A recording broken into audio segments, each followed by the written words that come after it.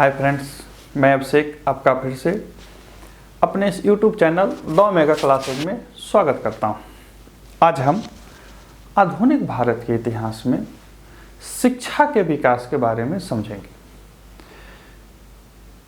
इस पूरे वीडियो में मैं आपको ये समझाने का प्रयास करूंगा कि आधुनिक भारत में शिक्षा का विकास कैसे हुआ, विकास होने के मुख्य कारण क्या थे, और साथ ही अंग्रेजों ने जिन्होंने इस पूरे कवायद की और पूरा एक्सरसाइज किया, उनका निहित उद्देश्य क्या था। उनके व्यक्तिगत प्रयासों को भी देखेंगे और बाद में कंपनी और क्राउन के अधीन जो प्रयास हुए उनको भी देखेंगे। इन सारी चीज़ों में मैं वो डाटा आपको उपलब्ध कराऊंगा जिनसे प्रारंभिक परीक्षाओं में प्रश्न पूछे जाते हैं। यहाँ पे मैं याद दिला दूँ आपको कि आप जब भी इस तरह के विषयों को पढ़ते हैं, इस तरह के विषयों को समझते हैं, तो सबसे पहले आपको एनसीईआरटी की किताबें पढ़नी चाहिए, जहाँ से आपको व्यापक समझ मिलेगी। मैंने अपने सारे डाटा जो है लगभग वहीं से उठाए हैं। एनसीईआरटी की किताब पढ़ने से क्या होती है कि आपका एक सुस्पष्ट दृष्टिकोण विकसित होता है उस विषय के प्रति जिसे आप पढ़ रहे होते हैं, साथ ही उन घटनाओं के प्रति जो तत्कालीन समय में घटती हैं।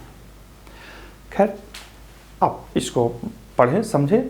तो आधुनिक भारत में जो शिक्षा का विकास हुआ, इसके ध्वजवाहक जो थे वो दो थे। सरकारी तौर पर अंग्रेज, पूरा अंग्रेजी मिशनरी, और गैर सरकारी तौर पर कुछ बुद्धिजीवी भारतीय, जिनमें सबसे बड़ा नाम जो था वो राजा राम मोहन राय का था।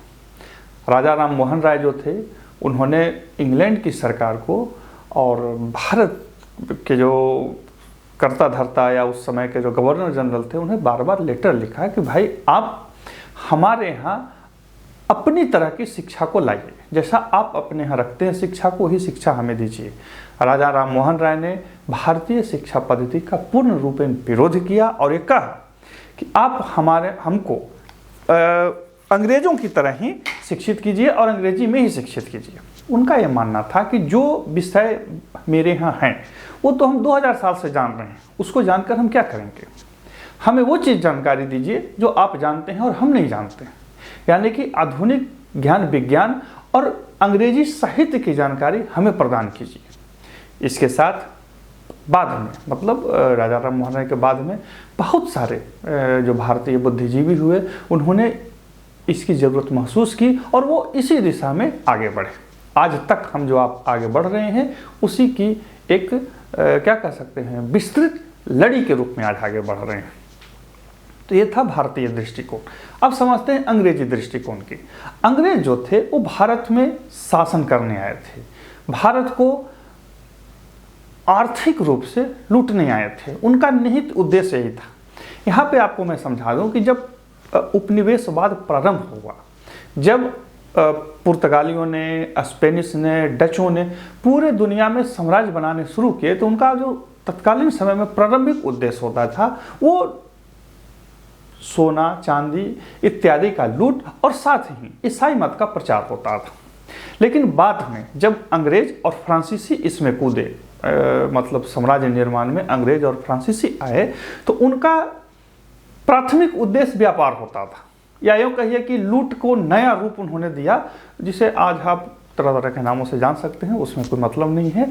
कहने का तात्पर्य है कि उनकी प्रारंभिक जो नीति होती थी, उनका प्रारंभिक जो उद्देश्य होता था वो व्यापार करना होता था। ये अलग बात है कि उस सारे व्यापार का उद्देश्य एक पक्षीय रखना होता था। दूसरा उद्देश्य जो उनका होता था वो अपने धर्म, सभ्यता और संस्कृति का प्रसार करना होता था। याद रखिए, पुर्तगाली और फ्रांसीसी, डच जो होते थे, उनका पहला उद्देश्य ही होता था ईसाई मत का प्रसार करना। आप जब विश्व इतिहास पढ़ेंगे तो देखेंगे कि कैसे छोटे छोटे जो देश होते थे अपने मत का प्रचार करने के लिए कितना आगे और कितना डेयरिंग रखते थे। अब यहाँ पे समझिए कि जब भारत को पूरी तरह से अंग्रेजों ने ग्रास लिया मतलब निगल लिया, तो उन्हें इस पूरे देश के शासन को चलाने के लिए कुछ लोगों की ज़रूरत थी। उन्हें वैसे लोग चाहिए थे जो उन्हीं की तरह सोचें। बात समझ रहे हैं? अंग्रेजों को वैसे पढ़े लिखे लोगों की ज़रूरत नहीं थी जो अंग्रेजों की तरह नहीं सोच सकते थे। ऐसा नहीं था कि अंग्रेजी राज से आगमन के पूर्व भारत के लोग नहीं पढ़े थे, भारत के लोग तो पढ़े थे, विद्वान थे। बाबा तुलसी ने महज 100 साल पहले ही रामचरितमानस लिखी थी। फारसी में तरह तरह की किताबों का अनुवाद हो रहा था, बड़े बड़े भवन बनाए जा रहे थे। ऐसा नहीं था कि हम जाहिलिया युग या मध्यकाल या जिस तरह से हमें पढ़ाया जाता उस युग में नहीं थे। बस हम अंग्रेजों की तरह नहीं सोच रहे थे। अंग्रेजों को चाहिए था एक ऐसी व्यवस्था जिसमें लोग अंग्रेजों की तरह सोचें। यहाँ से उन्होंने शिक्षित करना शुरू किया, या यहीं से उन्होंने क्या कहते हैं, भारतीयों को पढ़ाना लिखाना शुरू किया, जिसे आधुनिक रूप में हम लोग शिक्षा कहते हैं। अब यहाँ पे मैं आपको समझा दूं कि शिक्षा जो होती है दो तरह की होती है, या दो परिभाषा उसकी बनाई जा सकती है। शिक्षा की तो एक ही परिभाषा है व्यापक रूप से कि मानव को सुसंस्कृत करना, या मानवीय मस्तिष्क को इस स्तर तक परिष्कृत करना जहाँ वह वातावरण या परिस्थितियों के साथ अनुकूलन बैठा सके।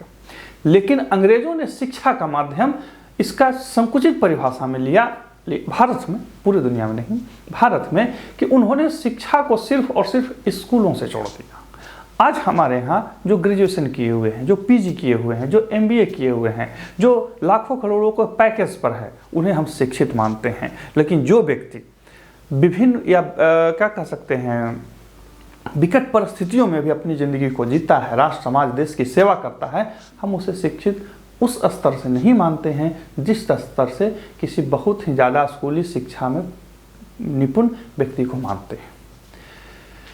तो ये जो सोच है ये बिल्कुल अंग्रेजी सोच थी, यही बिल्कुल ब्रिटिश सोच थी, या ब्रिटिश ने इसी सोच को भारत में डेवलप किया।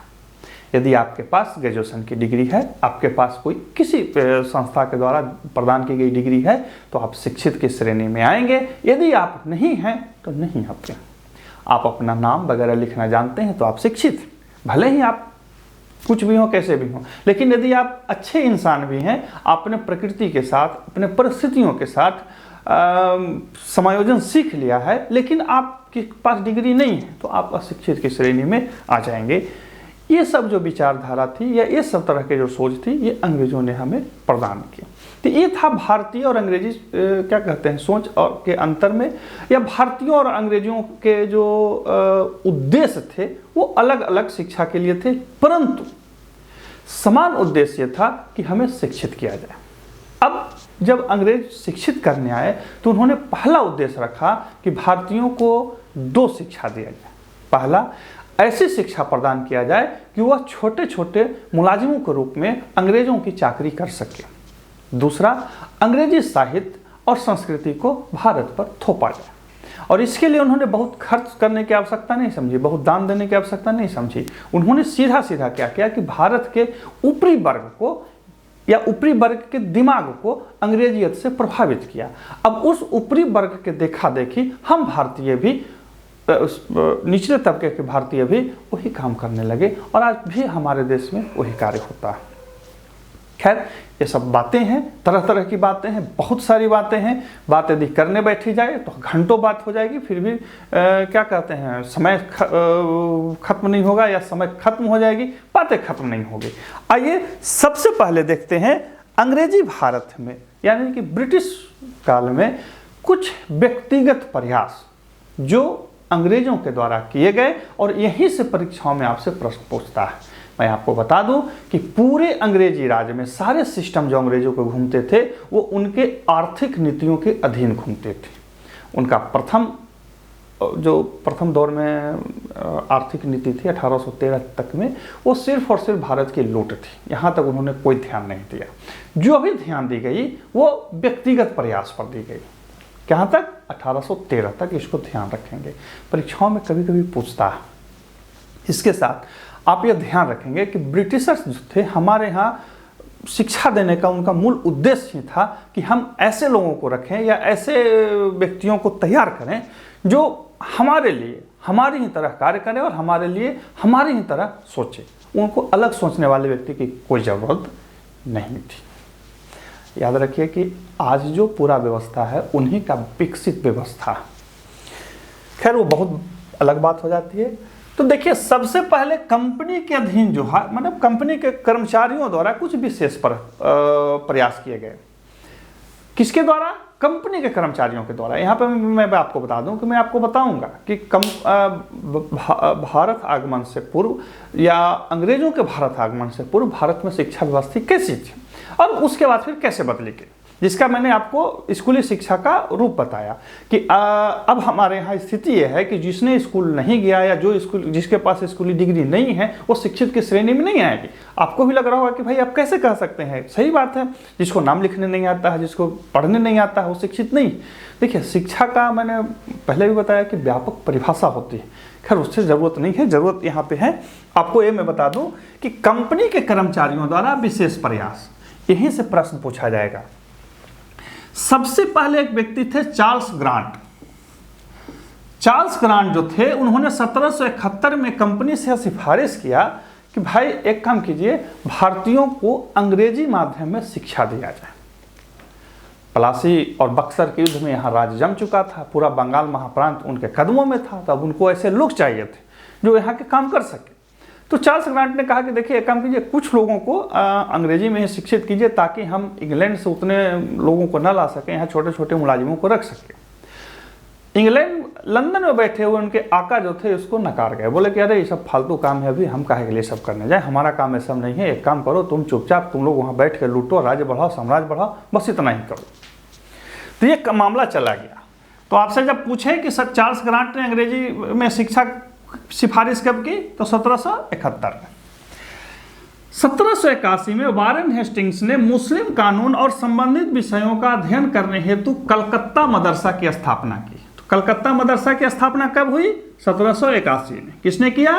वारेन हेस्टिंग्स के प्रयासों के तहत किया गया या उसी ने करवाया। इसका मुख्य उद्देश्य था इस्लामी कानूनों और उससे संबंधित विषयों की जानकारी प्राप्त करना, या ऐसे लोगों को रखना कि ये लोग आके बता सकें कि यहाँ पर क्या होगा, यानी कि न्याय शासन प्रशासन में मुसलमानी कानूनों को देखना और उसी के अनुसार कामों को अंजाम देना, कृत्यों को अंजाम देना, प्रशासनिक कृत्यों को अंजाम देना। इनका कोई उद्देश्य ये नहीं था कि हमको पढ़ाना है, ये सब मतलब नहीं था। ठीक 10 साल बाद 1791 में बनारस के रेजिडेंट जोनाथन डंकन ने संस्कृत कॉलेज की स्थापना की। कहाँ किया? बनारस में किया। कहाँ किया? बनारस में। तो यानी कि 1781 में मुस्लिम कानून के लिए और बनारस में संस्कृत कॉलेज की स्थापना की। इनका भी यही उद्देश्य था, हिंदू दर्शन और साहित्य को पढ़ना और यहाँ से हिंदुओं के लिए जो कानून था उसको लाना और शासन प्रशासन में उसका उपयोग करना। तो ये कुछ प्रारंभिक प्रयास थे। यही से अंग्रेजों को ये समझ में आने लगी कि भारतीय जो हैं वो अंग्रेजों के साथ चलने को तैयार हैं, यानी कि शासन प्रशासन के निचले तबकों में इनको रखा जाए तो ये आगे आएंगे। जैसा कि आरोप लगाया जाता है कि अंग्रेजों ने हमारी शिक्षा पद्धति को बर्बाद कर दिया। देखिए, वो तो बर्बाद करने आए ही थे, लेकिन हमारे यहाँ के भी जो तत्कालीन लोग थे वो अंग्रेजों से जुड़ने को ललायत थे। इसके पीछे कारण ये था कि पुराने सिस्टम सिमट चुके थे, नए सिस्टम का आगाज हुआ था और लोग उस सिस्टम से जुड़ना चाहते थे। जुड़ने में कोई बुराई भी नहीं थी, हालांकि ये मेरा मानना। 1800 में लॉर्ड वेलेस्ली ने फोर्ट विलियम की स्थापना किया। कहाँ किया? कलकत्ता में किया, जहां कंपनी के सिविल सेवकों को भारत के बारे में जानकारी दी जाती थी। परंतु 1802 में यह बंद हो गया और इसको जो है कंपनी के जो सर्वे सर्वा थे, लंदन में बैठे हुए बोर्ड ऑफ डायरेक्टर्स के लोग थे, उन्होंने बोला कि देखो तुम ये सब काम मत करो, तुम चुपचाप साम्राज्य बढ़ाओ, टिप्पू सुल्तान को मारो पीटो और वहाँ राज्य बढ़ाओ, कोई मतलब नहीं है इन सब चीज़ों का। तो इस तरह से ये कुछ प्रारंभिक प्रयास थे। चार्ल्स ग्रांट 1771, वारेन हेस्टिंग्स मुस्लिम मदरसा कानून के लिए जो कलकत्ता मदरसा स्थापित किया 1781, जोनाथन डंकन ने 1791 में संस्कृत कॉलेज की बनारस में स्थापना की। 1800 ईस्वी में वेलेस्ली ने फोर्ट विलियम की स्थापना की, जहां सिविल सेवकों को भारतीय कानूनों और भारतीय ज्ञान के बारे में बताने के लिए रखा था। हालांकि इसको बंद कर दिया गया। ये प्रारंभिक प्रयास याद रखिए, और ये व्यक्तिगत प्रयास है। कंपनी अभी इसमें नहीं घुसी है, कंपनी ने अपने नाक अभी इसमें नहीं घुसाए हैं, कंपनी के बड़े बड़े दिमाग अभी नहीं लगे। अभी ये जो सिविल सेवक थे व्यक्तिगत प्रयास कर रहे थे, लेकिन इनका जो ये प्रयास था आने वाले समय में कंपनी के लिए, कंपनी को के द्वारा भारत को देखने के लिए खिड़की की तरह उपयोग किया जाने वाला था। कैसे था आपको बताते हैं। अब देखते हैं इनके आगे के कुछ और प्रयासों को। देखिए 1784 में सर विलियम जोन्स ने एशियाटिक सोसाइटी ऑफ बंगाल की स्थापना की। कब किया? 1784 में। किन्होंने किया? सर विलियम जोन्स ने। अब इस समय गवर्नर जनरल कौन थे बंगाल के? आप कमेंट में लिखिएगा। ये परीक्षाओं में भी पूछता है कि सर विलियम जोन्स को किस गवर्नर जनरल ने संरक्षण प्रदान किया था। ये भारत के जो गवर्नर जनरल, प्रारंभिक गवर्नर जनरल जिन्होंने बहुत ब्रिटिश राज की सेवा की, उनमें सबसे प्रसिद्धों में वो एक थे। उनका बहुत नाम था, हालांकि वो बहुत बदनाम भी हुए, बहुत लूटे भी भारत को। लेकिन खैर, आप कमेंट कीजिए कौन है, परीक्षाओं में जरूर पूछेगा, याद रखिएगा। चार्ल्स विल्किंसन ने प्रथम बार गीता का अनुवाद संस्कृत से अंग्रेजी में किया, और इन्होंने यानी कि चार्ल्स विल्किंसन ने ही 1787 में हितोपदेश का अनुवाद किया। अब आपसे परीक्षाओं में पूछेगा कि हितोपदेश का अंग्रेजी अनुवाद किन्होंने किया, तो आप नाम याद रखेंगे। गीता और हितोपदेश का अनुवाद इन्होंने ही किया था।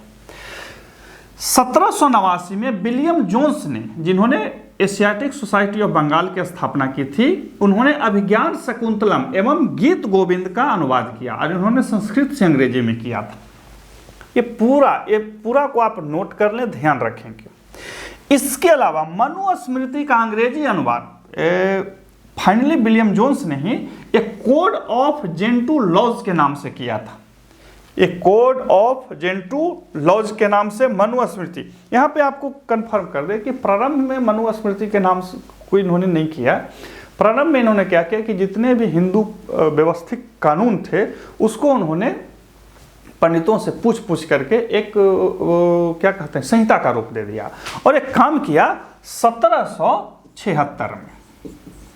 ये परीक्षाओं में कभी कभी पूछता है कि कौन सा भारतीय किताब था या पुस्तक थी जिसका प्रथम बार अंग्रेजों ने अपने भाषा में अनुवाद किया, तो इसको ध्यान रखिएगा, मनुस्मृति था। इसके अनुवाद करने के पीछे उनका जो मूल उद्देश्य था वो ये था कि वो भारतीय शासन प्रशासन में भारतीयों का सहयोग लेना चाहते थे, या भारतीयों पर यही के कानूनों के द्वारा वो प्रशासन चलाना चाहते थे, न्याय वगैरह में इसका सहयोग लेते थे। तो किस नाम से किया? एक कोड ऑफ जेंटू लॉज के नाम से किया। कब किया? 1776 में। हालांकि फाइनली मनुस्मृति का जो सर्वसुलभ प्रकाशन हुआ वो 1794 में हुआ। 1776 में इन्होंने लंदन में किया, और वहाँ बेचने के लिए नहीं रखा, लेकिन लोगों को दिया गया, बताया गया। वहाँ से जो लोग आते थे भारत पर शासन करने के लिए या भारत में नौकरी करने के लिए, उन्हें प्रति दी जाती थी। बोला जाता था कि आप इसको देख समझ लीजिए कैसे वहाँ पर किस तरह से व्यवस्था को चलाना। लेकिन सर्वसुलभ लाया गया 1794 में। किन्होंने किया इसका अनुवाद? विलियम जोन्स ने, सर विलियम जोन्स ने। इनको किस गवर्नर जनरल ने प्रश्रय दी थी? आप कमेंट बॉक्स में लिखेंगे। तो ये थे कुछ प्रारंभिक प्रयास। अब देखते हैं कंपनी के अधीन क्या क्या प्रयास किए गए, और कंपनी से पहले कैसी शिक्षा पद्धति थी, ये किस कंपनी के शासक ने, किस कंपनी के मुलाजिम ने, या कंपनी के किस मुलाजिम ने बताया। अब देखिए आगे, ब्रिटिश आगमन से पूर्व। देखिए ब्रिटिश आगमन से पूर्व मैं सिर्फ आपको यह समझा रहा हूं कि हमारी शिक्षा पद्धति कैसी थी। अभी हमें कैसे पता लगेगा सरकारी तौर पे? तो लॉर्ड विलियम बेंटिक ने 1830 में विलियम एडम जो थे एक बहुत बड़े शिक्षाविद थे और साथ ही ईसाई प्रचारक थे। उनको नियुक्त किया कि आप एक काम कीजिए, बंगाल महाप्रांत में आप ये बताइए कि शिक्षा पद्धति कैसी है, हमको इसके बारे में पूर्ण जानकारी चाहिए।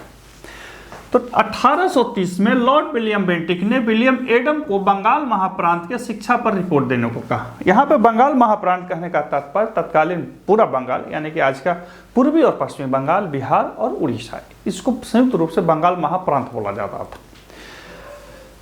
विलियम एडम जो थे वो पूरे बंगाल महाप्रांत को घूमे, और घूम करके उन्होंने जो रिपोर्ट दी उसमें यह था कि हमारे भारत में या तत्कालीन जो बंगाल महाप्रांत में जो शिक्षा पद्धति थी वो गुरुकुल शिक्षा पद्धति थी, या गुरु शिष्य परंपरा पर आधारित शिक्षा पद्धति थी। जैसा आप रामायण महाभारतों में पढ़े होंगे। इसमें क्या था कि कोई निश्चित फीस वगैरह नहीं था, कोई निश्चित पाठ्यक्रम नहीं था। जो भी शिक्षा दी जाती थी उपयोगिता और व्यवहार के आधार पर शिक्षा दी जाती थी। जैसे जो उच्च कुल का बालक होता था या राजा महाराजाओं घर के बालक होते थे उनको अलग शिक्षा दी जाती थी। जो व्यापारी वर्ग के लोग थे उनको अलग शिक्षा दी जाती थी। जो शासनिक प्रशासनिक वर्ग के बच्चे थे उनको अलग शिक्षा दी जाती थी। और ये जो पूरी शिक्षा पद्धति थी वो कोई क्या कहते हैं आपका ऑर्गेनाइज रूप से नहीं थी। ना कोई परीक्षा का ऐसा कोई मॉड्यूल था और ना कोई फी वगैरह का भी कोई मॉड्यूल था। लेकिन जो शिक्षा दी जाती थी उसमें व्यवहारिकता और सांसारिक ज्ञान को मिला करके दी जाती थी। उन्हें ये बताया जाता था कि इस दुनिया में कैसे और किस प्रकार से आपको रहना है, आपको सभी के साथ समायोजन करना है। और इसके अलावा जो और भी ज्ञान होते थे जैसे कृषि, महाजनी खाता, भाषा, संस्कृत, इन सब का भी ज्ञान उसमें दिया जाता था। इन स्कूलों के यानी कि इन पाठशालाओं की जो विशेषता होती थी वो ये थी कि ये कार्य समय में यानी कि खेती किसानी के समय में प्रायः बंद होते थे। और ये जो स्कूल होते थे यानी कि जो छोटे छोटे पाठशाला चलते थे ये बहुत छोटे होते थे। इनमें 10-20 बच्चे पढ़ते थे और ये लगभग किसी क्या कहते हैं वृक्ष के नीचे, किसी मंदिर के पीछे या किसी सेठ जो साहूकार होते थे उनके घर के पीछे में या राजाओं के द्वारा दी गई कोई एक ऐसी जगह पे जहाँ पर वो कह दें ये पाठशालाएं चलती थी। आधुनिक रूप में वो नहीं थी। इससे लॉर्ड विलियम बेंटिक ने यह अनुमान लगाया कि यहाँ की जो शिक्षा पद्धति है वो बहुत ही अलग है, हमारी जो ब्रिटिश शिक्षा पद्धति है यहाँ से अलग है। और जब तक हम लोगों को अपने रंग में नहीं रंगेंगे तब तक हमें अपने कंपनी के लिए कोई कर्मचारी नहीं मिलेगा। और यहीं से विलियम बेंटिक ने यह सोचा कि हमें अंग्रेजी शिक्षा पद्धति को लाना। कैसे लाया उसको देखते हैं। यहां पे मैंने लिखा है औद्योगिक पूंजीवादी चरण। वाणिज्यिक पूंजीवाद जो था वो अंग्रेजों की आर्थिक नीति थी जिसे उन्होंने 1757 से लेकर के 1813 तक चलाया। अब भारत में वाणिज्यिक पूंजीवाद आया। वाणिज्यिक पूंजीवाद का दौर खत्म हो गया। अब आया औद्योगिक पूंजीवाद। अब अंग्रेज जो थे वो भारत में उद्योग धंधों के लिए भी आ रहे थे। रेलवे लानी थी, जहाज लानी थी, इसके अलावा और भी ऐसे आधुनिक उपकरण लाने थे जो भारत को लूटने में उनकी सहायता कर सके। अब इसके लिए मजदूर चाहिए, ऐसे छोटे छोटे कर्मचारी चाहिए जो अंग्रेजों की सहायता करें। तो वो कैसे होगा? उसके लिए शिक्षा नीति लानी पड़ेगी। और यहीं से अंग्रेजों ने शिक्षा नीति को प्रारंभ किया। अब आपको यह ध्यान होना चाहिए कि आखिर क्यों 1813 में जो भारत का चार्टर अधिनियम यानी कि कंपनी को आज्ञा दी गई कि अभी और आप 20 साल शासन कीजिए, क्यों कहा गया कि आप 1 लाख रुपया शिक्षा पर भी खर्च कीजिए। आपको ये समझ में आनी चाहिए। इसका मूल कारण था वो औद्योगिक पूंजीवादी चरण का प्रारंभ होना। अब ये क्या होता है ये अलग विषय है, लेकिन यहाँ पे मैंने आपको सिर्फ इसलिए लिख दिया ताकि आप जब इतिहास को पढ़ें तो ध्यान रखें। सर्वप्रथम 1813 के चार्टर अधिनियम के धारा 43 में 43 में यह प्रावधान किया गया कि कंपनी भारत में प्रति वर्ष 1 लाख रुपया शिक्षा पर खर्च करेगी। कितना करेगी? 1 लाख रुपया। 1 लाख रुपया प्रति वर्ष शिक्षा पर खर्च करेगी। सर्वप्रथम किसमें कहा गया? चार्टर अधिनियम 1813 में, धारा 43। अब जब परीक्षाओं में आपसे पूछे कि सर्वप्रथम कंपनी ने कब भारत के शिक्षा पर ध्यान दिया, तो 1813 में चार्टर अधिनियम 1813 के तहत ध्यान दिया। कितना रुपया? 1 लाख रुपया। किस धारा के तहत? धारा 43 के तहत। ये सब परीक्षाओं में पूछा हुआ इसलिए आपको बता दे रहा। लेकिन 1813 से 1823 तक ये पैसा खर्च नहीं हुआ। विवाद हो गया। विवाद किस बात का हुआ कि उसमें यह नहीं लिखा था कि किस रूप में खर्च करना, शिक्षा अंग्रेजी में देनी है या हिंदी में देनी है, शिक्षा में क्या बतलाना, ये सब कुछ नहीं लिखा हुआ था। सिर्फ लिखा हुआ था कि खर्च करना। तो गवर्नर जनरल जो थे उन्होंने एक लोक शिक्षा समिति यहाँ बनाई गई थी। उसमें यही माध्यम को लेकर के विवाद हुआ जिसे आंग्ल प्राच्य विवाद कहा जाता है।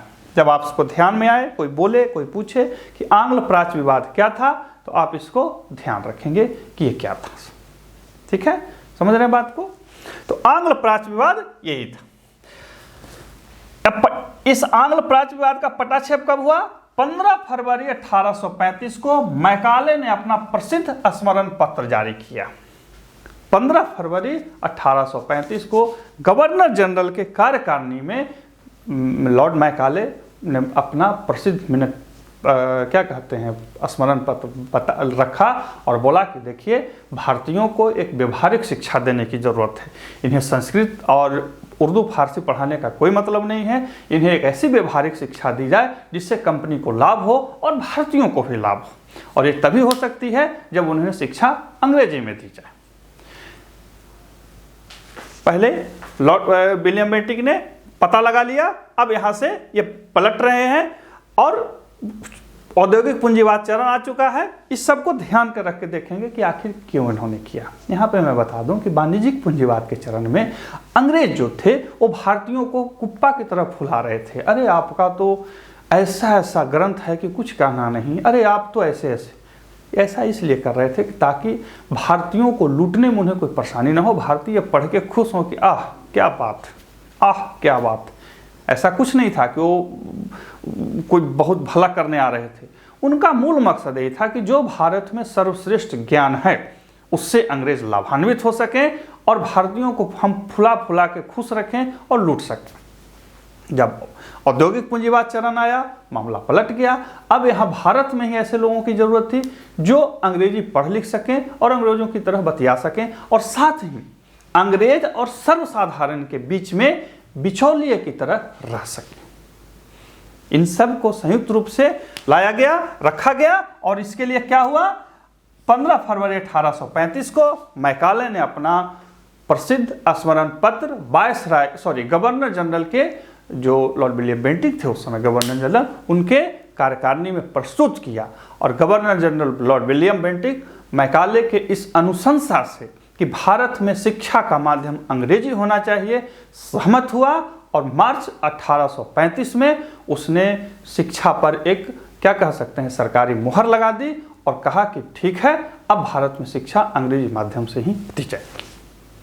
और इस प्रकार से भारत में, आधुनिक भारत में या आगे आने वाले भारत में लोग क्या पढ़ेंगे, कैसे पढ़ेंगे, किस प्रकार पढ़ेंगे, ये क्या कह सकते हैं, इसका निर्धारण दो व्यक्तियों ने किया। पहला लॉर्ड मैकाले और दूसरा लॉर्ड विलियम बेंटिक। परीक्षाओं में पूछे कि भारत में अंग्रेजी शिक्षा का प्रारंभ करने का श्रेय किसे दिया जाता है, तो लॉर्ड मैकाले को दिया जाता है। आंग्ल प्राच्यवाद को इसी ने पटाक्षेप कर दिया, बोला कि नहीं, अब कोई मतलब नहीं। पटाक्षेप क्यों हुआ उसके लिए मैंने फिर लिख रखा है, समझने के लिए। इतिहास समझने के विषय होती है, रटने की नहीं। समझ जाएंगे, परीक्षाओं में प्रश्न आपसे बन जाएंगे। रटेंगे, बन भी सकती है, नहीं भी बन सकती है। अब देखते हैं आगे के अन्य चरणों की, जब अंग्रेजों ने अपने सिस्टम को भारत पे लाना शुरू किया। अब देखते हैं भारतीय शिक्षा में आगे की घटनाओं को।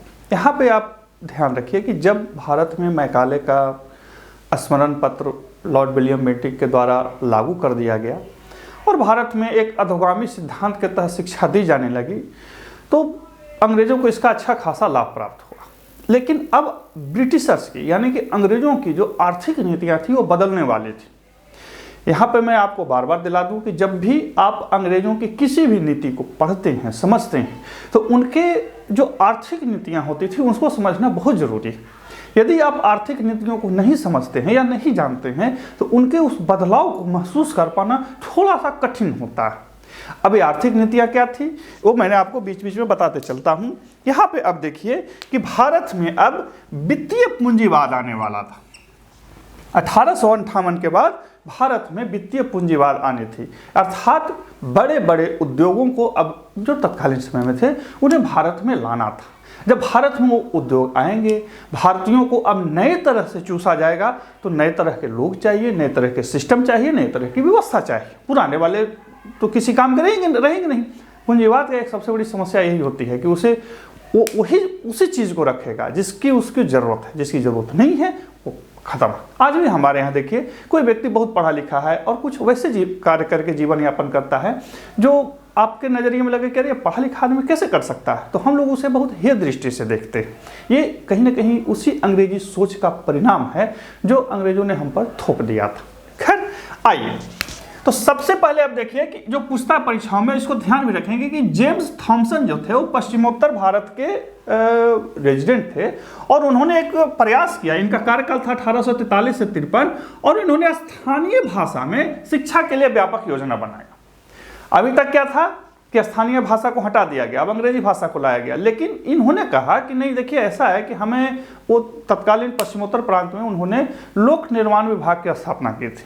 अब उसके लिए उनको कर्मचारी चाहिए था, छोटे छोटे कर्मचारी चाहिए थे, कहाँ से आएगा? तो उन्होंने क्या किया कि स्थानीय भाषा में, जो वहाँ पर की भाषा थी उस भाषा में एक विस्तृत कार्य योजना बनाई और उन्होंने बोला कि हम जो पढ़ाएंगे उसमें भाषा, कृषि विज्ञान और साथ ही कुछ ज्यामिति पढ़ाएंगे। अर्थात लोक निर्माण विभाग के लिए जिस प्रकार के कर्मचारियों की जरूरत थी, हम उसी तरह की भाषा और उसी तरह के विषयों को पढ़ाएंगे। तो ये प्रथम प्रयास था अंग्रेजों के द्वारा जो स्थानीय भाषा में किया गया। परीक्षाओं में पूछे तो इसको ध्यान रखिएगा। अब जो आता है सबसे बड़ा आता है, वो देखिए मैंने लिख रखा है 1854 में लॉर्ड डलहौजी ने वुड्स डिस्पैच को लागू कर दिया। अब प्रश्न आपसे पूछेगा कि वुड्स डिस्पैच कब लागू हुआ, तो 1854 में। किन्होंने लागू किया, तो लॉर्ड डलहौजी ने। अब ये वुड्स डिस्पैच था क्या, तो लॉर्ड चार्ल्स वुड्स जो थे वो कंपनी के बोर्ड ऑफ कंट्रोल के अध्यक्ष थे। परीक्षाओं में अभी जब भी पूछे ध्यान रखेंगे कि चार्ल्स वुड कौन थे, तो बोर्ड ऑफ कंट्रोल के अध्यक्ष थे। मैंने पहले ही बताया, देखिए मैंने लिख रखा है वित्तीय पूंजीवाद अब लाना, तो कैसे लाएंगे?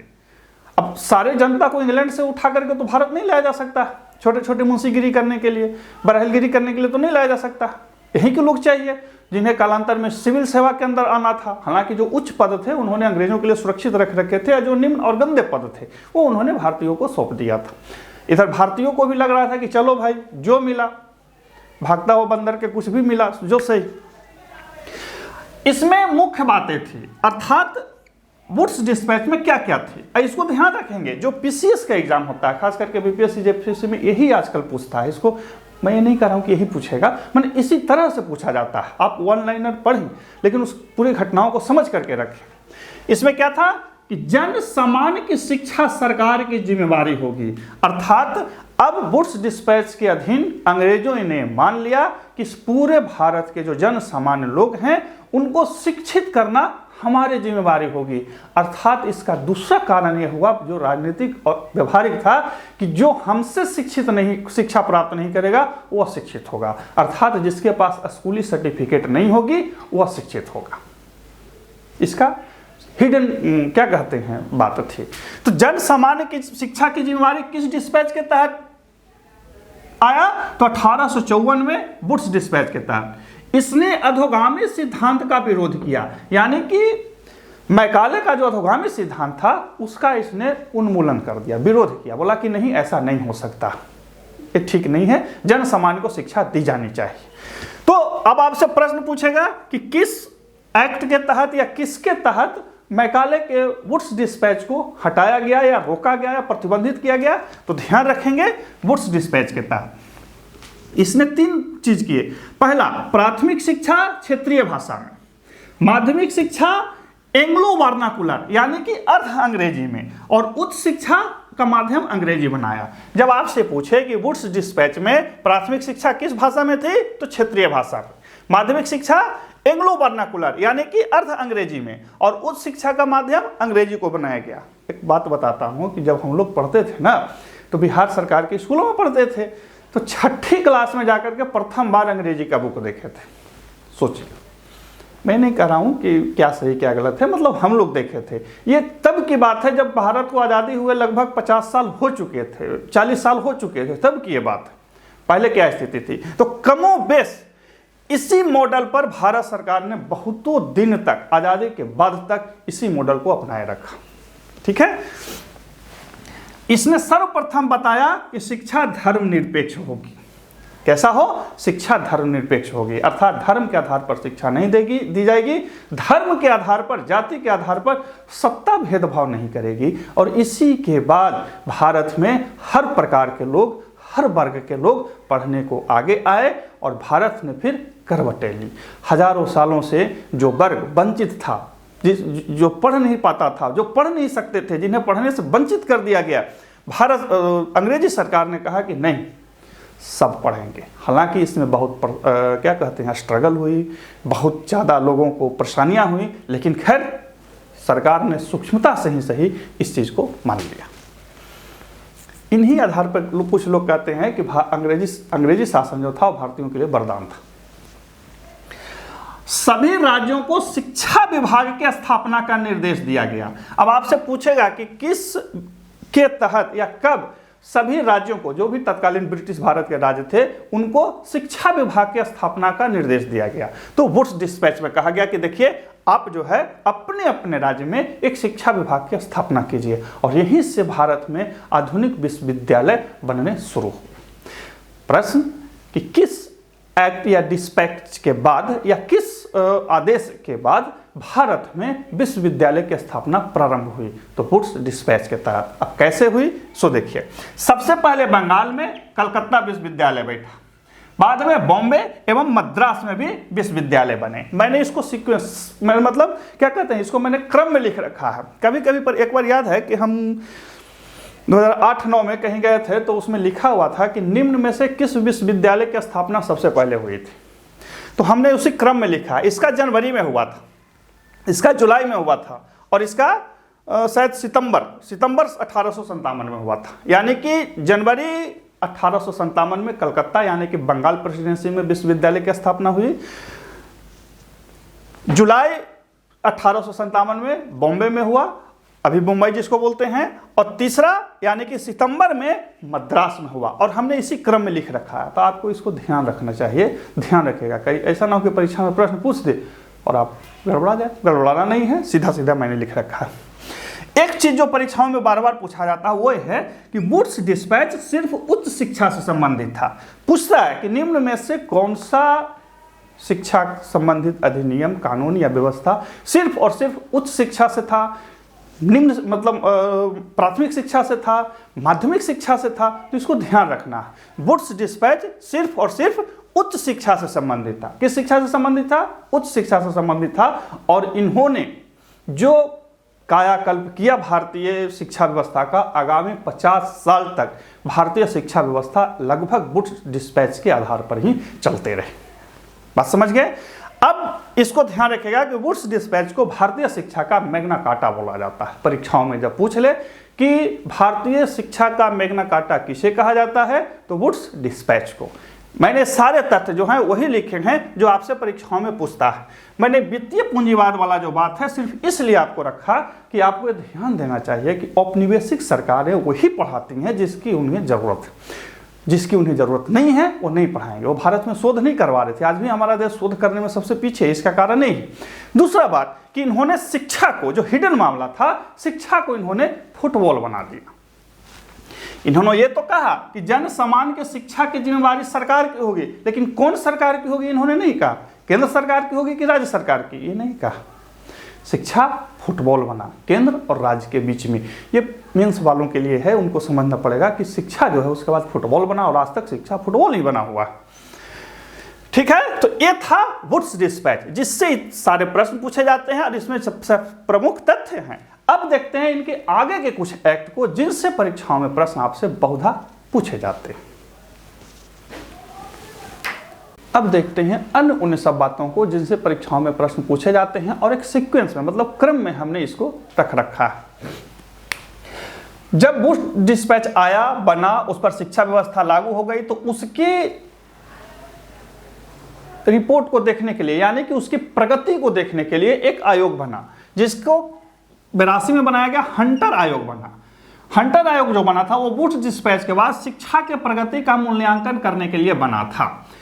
इसके अध्यक्ष थे W हंटर, और यह माध्यमिक एवं प्राथमिक शिक्षा से संबंधित था। तो जब आपसे पूछे कि निम्न में से कौन सा आयोग माध्यमिक और प्राथमिक शिक्षा से संबंधित था, तो W हंटर वाली जो आयोग थी उसको याद रखें। इस समय भारत के मालिक यानी कि लॉर्ड साहब कौन थे, कमेंट में बताइएगा। इसी के बाद यानी हंटर आयोग के बाद पंजाब विश्वविद्यालय एवं इलाहाबाद विश्वविद्यालय बना। पंजाब विश्वविद्यालय 1882 में और इलाहाबाद विश्वविद्यालय 1887 में। यहाँ पे मैं आपको याद दिला दूं कि जो कलकत्ता विश्वविद्यालय आज कुछ जिलों में बना, उसकी प्रभाव क्षेत्र है, एक समय में उसका जो प्रभाव क्षेत्र था पूरे बंगाल महाप्रांत और बर्मा तक था। सोच सकते हैं समय कैसे बदलता है। ये सिर्फ आपको भाव के लिए बता दिया। अब देखिए, भारत में सरकारी शिक्षा पर या विश्वविद्यालय पर कड़ा नियंत्रण लॉर्ड कर्जन ने किया। कर्जन जो था वो देखता था कि अरे सब स्टूडेंट को बरगलाता है यहाँ का पॉलिटिशियन लोग, एक काम करो विश्वविद्यालय को पर कड़ा कानून लगाओ। और उसने एक आयोग बनाया 1902 में, उसका नाम था रेले आयोग। क्या था? रेले आयोग। किसने गठित किया? कर्जन ने। और उसी के आधार पे भारतीय विश्वविद्यालय अधिनियम 1904 बना। अब यहां से 3 प्रश्न। पहला कि भारतीय विश्वविद्यालयों पर कड़ा सरकारी नियंत्रण किसने किया? तो लॉर्ड कर्जन ने। किसकी स्तुतियों पर भारतीय विश्वविद्यालय आयोग 1904 आया? तो रेले आयोग। रेले आयोग 1902 में बना था और उसी की अनुशंसा पे भारतीय विश्वविद्यालय अधिनियम 1904 बना। इसने विश्वविद्यालय पर सरकारी नियंत्रण कड़ा कर दिया। तत्कालीन जो राजनीतिज्ञ थे भारतीय राष्ट्रीय कांग्रेस के और बुद्धिजीवी ने बहुत विरोध किया था, लेकिन यहाँ याद रखिए कि हर सरकारें ये करती हैं, आज की भी सरकारें वही काम करती हैं, हालांकि धीमे से करती हैं, पीछे से करती हैं, लेकिन करती वही काम है। कोई भी सरकार, मैंने पहले भी बोला कि सरकार का पहला काम होता है व्यवस्था को सिर्फ बनाए रखना, ठीक है। इसके बाद यानी कि भारतीय विश्वविद्यालय अधिनियम के बाद आया सैडलर विश्वविद्यालय आयोग। यह 1917-19 में आया था, जिसने स्कूली शिक्षा को 12 वर्ष की अनुशंसा की। यानी कि इसने कहा, सैडलर विश्वविद्यालय आयोग ने, कि जो स्कूली शिक्षा हो 12 वर्ष का हो, 10 साल तक में मैट्रिक कराइए और उसके बाद 2 साल उसको इंटर करवाइए, फिर वो विश्वविद्यालय में जाएगा। बहुत बार तक यही चीज़ रहा, आज भी हमारे यहाँ लगभग यही चीज़ है। याद रखिए कि हमारे यहाँ व्यवस्थाएं बदली, वो मूल चीज़ें नहीं बदली जो अंग्रेजों ने हम पर थोप दिया था या हमारे यहाँ रख रखा था, क्योंकि उतना बदलाव बहुत जल्दी संभव भी नहीं था। तो जब आपसे पूछे कि स्कूली शिक्षा के 12 वर्ष की अनुशंसा किसने की, तो सैडलर विश्वविद्यालय आयोग ने। अब कहिए कि पूछता है, ध्यान रखेंगे। इसके बाद एक हटोक समिति आई 1929 में। 1937 में देशी शिक्षा से संबंधित वार्धा योजना, जो भारतीय बुद्धिजीवी थे, राजनीतिक थे, उन्होंने बोला कि देखिए अंग्रेज तो बहुत पढ़ा रहे हैं, हटाओ, हम उसको हटाते हैं, अब हम भी पढ़ाई कराएंगे, हम भी देशी स्टाइल से पढ़ाएंगे। और उसके लिए एक वार्धा योजना आई। क्या आई? इतिहास से संबंधित है। वार्धा योजना आई, कब आई? 1937 में। इसमें रखा गया कि शिक्षा को हम देशी माध्यम से देंगे। हालांकि ये सारी चीज एक क्या कहते हैं, कवायद थी, एक्सरसाइज थी, कुछ फायदा होने वाला नहीं था, कुछ हुआ भी। ताकि इससे फायदा ये हुआ कि जो भारतीय क्या कहते हैं राजनीतिक लोग थे, आंदोलनकारी थे, उनको समाज में गहरी पैठ मिली और उन्हें कहीं ना कहीं एक सामाजिक पावर मिली। ये सब चीज़ आई। लेकिन चूंकि सरकार था, सरकार के आगे कोई टिकेगा जी? आज के समय में भी कोई बोले कि हम नया सिस्टम से पढ़ाएंगे, संभव है? जब तक सरकारी मुहर नहीं लगेगी, कोई भी बाबा आए, कोई भी मंदिर आए, कोई भी मस्जिद आए, कितना भी पढ़ाते, यदि उस पर सरकारी मुहर नहीं है तो रद्दी हो जाएगा ना। डिग्री है तो रद्दी हो जाएगा। हाँ, बाकी आप क्या पढ़ते हैं, नमाज पढ़ने के लिए जाते हैं, चर्च पढ़वाने के लिए, चर्च में क्या कहते हैं प्रार्थना करवाने के लिए पढ़ रहे हैं, वो अलग बात होती है, उसकी अलग व्यवस्था है। लेकिन यदि आप डिग्री वाली पढ़ाई पढ़ रहे हैं और उसमें सरकारी मुहर नहीं है तो मृत प्राय है, खत्म हो जाएगी। तो हटोक समिति 1929 में बना। इसको खाली ध्यान रखेंगे, इतना ही था। बाकी जो इसके अनुशंसाएं थी वो कोई ज़्यादा आपके लिए नहीं है, तवज्जो चीज़ नहीं है। शिक्षा पर सार्जेंट योजना 1944 में आया, सर जॉन सार्जेंट के द्वारा, और यह सरकार के शिक्षा सलाहकार थे। भारत में, अंग्रेजी भारत में जितने भी आयोग बैठे, जितनी भी कमीशन आए, उसमें सबसे युगांतकारी जो था वो सार्जेंट योजना ही था। सार्जेंट योजना का जो लक्ष्य था कि देखिए हम अगले 40-50 सालों में भारत की जो शिक्षा है वो ब्रिटेन के स्तर के कर देंगे। अब उन्हें तो लग रहा था कि हमको तो छोड़ के जाना है। इसमें 2 काम किए, एक काम करो ऐसा चारा फेंको कि लोग चुप हो जाए, और नहीं तो जाओ, हमरा का जा रहा है, हम तो जा रहे हैं। एक चीज ध्यान रखेंगे कि तत्कालीन भारत, इंग्लैंड तो था नहीं कि पढ़ा करके सबको ब्रिटिश की तरह कर देते, तो संभव ये व्यवहारिक नहीं था। दूसरा, इस योजना के तहत वो ला करके वो भारतीय जो बुद्धिजीवी थे उनको अपनी ओर करना चाहते थे कि देखिए ये लोग तो वर्धा योजना में तुमको देसी शिक्षा पढ़ा रहा है, हम तुमको इंग्लैंड के स्तर के रख देंगे। लेकिन भारतीयों ने इस अंग्रेजों के इस चाल को समझ लिया, उनके इस कुटिलता को समझा कि ये लोग क्या कर रहे हैं, हड्डी के अस्थि मज्जा तक ये लोग चूसने के प्रयास में हैं, कोई नहीं माना। तो ये योजना फेल कर गई, ये योजना फेल कर गई। तो जब आपसे पूछे कि भारत में बनाई गई योजनाओं में सबसे युगांतकारी, सबसे क्रांतिकारी, सबसे सक्षम योजना कौन थी, तो ध्यान रखेंगे सार्जेंट योजना। अब कहिए कैसे प्रश्न पूछता है, प्रश्न ऐसे ही पूछता है। सिंपल प्रश्न आपसे आजकल नहीं पूछे जाते हैं, पूछे भी जाते हैं तो आप उससे क्या कह सकते हैं, पास मार्क नहीं ला पाइएगा, इसको ध्यान रखेंगे। मैं फिर से बता दूं कि हंटर आयोग वुड्स डिस्पैच के प्रगति के लिए आया था देखने के लिए, और यह मुख्य रूप से माध्यमिक एवं प्राथमिक शिक्षा से संबंधित था। हंटर आयोग के बाद ही 82 में पंजाब विश्वविद्यालय और इलाहाबाद में विश्वविद्यालय 87 में बना। गवर्नर जनरल या वायसराय, इसको जरूर ध्यान रखेंगे कि जब भी कोई यूनिवर्सिटी बना तो उस समय भारत के लाट साहब कौन थे, गवर्नर जनरल या वायसराय, जो भी जैसी पदवी थी उसको जरूर लिख रखेंगे। ये मैंने आपके लिए टास्क रख रखा है, इसलिए रख रखेंगे कि कभी कभी पूछ लेता है। अब लिख देगा इलाहाबाद विश्वविद्यालय, अब बगल में डलहौजी, रिपन, कर्नवालिस, करजन, ये लिख देगा। आपको मिलाना पड़ेगा, नहीं मिलाएंगे तो नहीं होगा, नंबर नहीं मिलेगी, खत्म हो जाएंगे, ठीक है ना। तो मेरा काम है आपको बता देना। आपको अभी मत कहिएगा कि अरे हम बहुत जगह पढ़े कोई बताया नहीं। आपको ध्यान रखना है, इस चीज़ को ध्यान रखना है। हमने नहीं लिखा, हम लिख सकते थे, लेकिन ये आपको समझ और समझदारी के लिए हमने छोड़ दिया।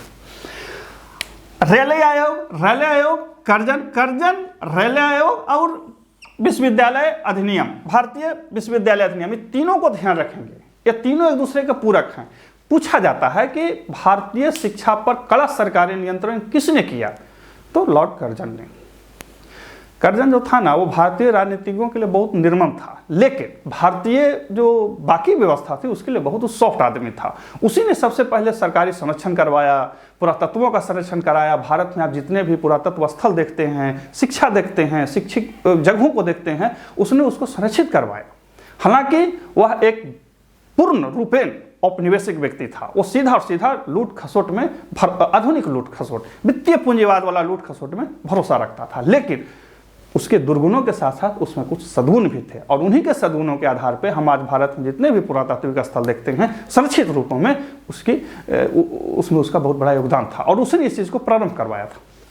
हालांकि और भी लोग थे, लेकिन इन चीज़ों में उसकी बहुत गहरी रुचि थी। तो लॉर्ड कर्जन जब भी पढ़ेंगे तो इसको ध्यान रखेंगे।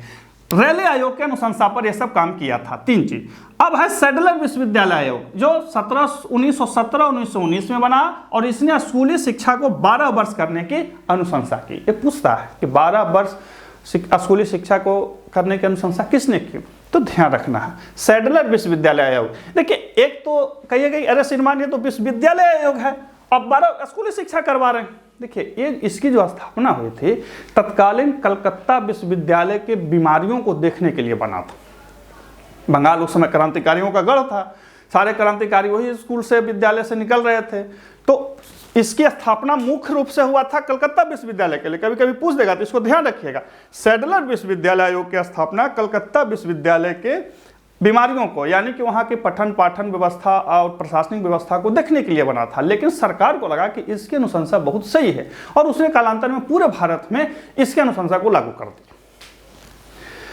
फिर है हटोक समिति 1929, वर्धा योजना 1937 और शिक्षा पर सार्जेंट योजना 1944। क्रम पूछेगा, शिक्षा पर सार्जेंट योजना इधर टाइम रहेगा, वायसराय या गवर्नर जनरल जो भी थे उसको रखेगा। हालांकि ज़्यादातर तो वायसराय होंगे, तो जो भी थे उनको रखेगा। हम लाट साहब कहते हैं। उस समय हम लोग जब बहुत छोटा थे ना, तो कुछ थोड़ा अच्छा वाला काम करते थे, मतलब शानो शौकत वाला। तो जो दादी वगैरह थी तो क्या बोलते थे, बड़का तुम लाट साहब बन रहे हो।